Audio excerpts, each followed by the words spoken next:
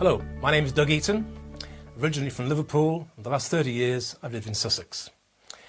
As an associate with the CLA, I'm delighted to be able to tell you briefly today about me and the lectures that I offer. I first went on cruises over 35 years ago when I was on the Norwegian-American Vista Fjord, which I believe is now called the Saga Ruby. I was looking for venues to run conferences, and cruises looked an interesting way of doing it. Since then I've done many cruises in the Med, the Caribbean, the Nile, the Far East. I've always been a bit of a show-off. One of the first cruises I went on, I entered the ping pong competition and the talent show. I won the ping pong, but only came second in the talent show. After university, my business career started in marketing with Unilever. I've worked in many different industries: cosmetics, food, house building, leisure, which got me around the world. But what about lecturing? I've always enjoyed standing up in front of people, training sessions, spoken at conferences, and it all started with a rock band. Liverpool in the 1960s, we played in the Cavern Club alongside the Beatles, and music's always been part of my life. I still do play music: smooth cocktail, raucous piano bar stuff, sing-alongs. Today I also give talks to Rotary, WI, Probus. So what lectures do I offer? First one, the fascinating world of commemorative plaques. And this is based on a book that's being published called London Plaques, 5 Fascinating Walks. There are walks on plaques and there are books on walks. In this lecture we look at the history of blue plaques, which account for about 2/3 of all the plaques, but there are also green ones and red ones and black ones, and these are all included in the talk. Who sponsors plaques? What's the criteria for selection? What links Handel and Jimi Hendrix together? What connects Beau Brummel to Sir Anthony Eden? These and other fascinating stories will be revealed. Second lecture is Fighting for Women's Rights in the Developing World. I've worked with Oxfam as an advisor for the Economic Development Programme, and it's taken me to Uganda, Nigeria, Romania. I've been 6 times to Palestine the last couple of years, and just come back from my second visit to the Philippines. Oxfam helps people to work their way out of poverty. They invest where others don't.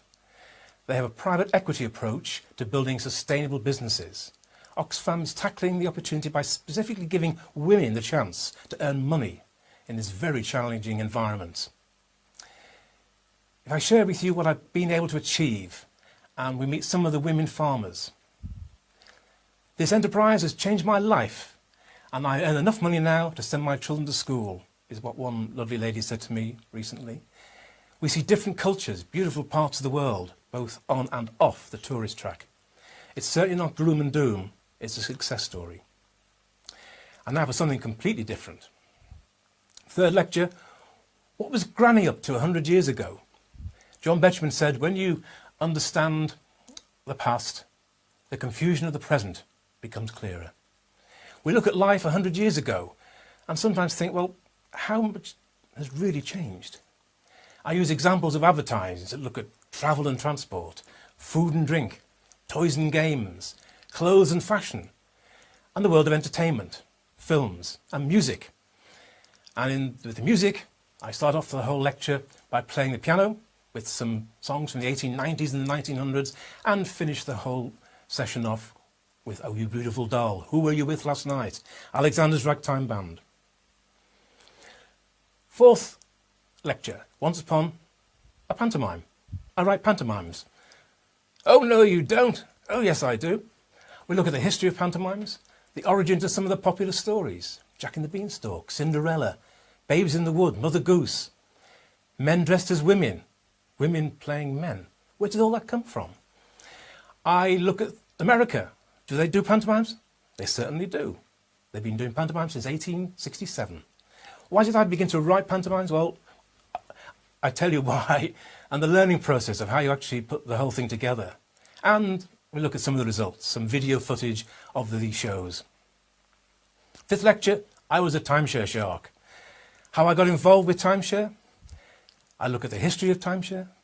What happened when America demanded that the salespeople had licenses in the 1980s? We meet some of the good guys and the bad guys of the industry.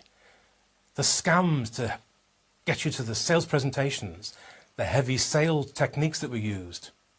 At one stage I was known as the Saddam Hussein of the timeshare world as I tried to sort it out. And then we look at the timeshare world today. Disney are in it, Marriott hotels. So there's 5 of my lectures that I'd be delighted to offer to you.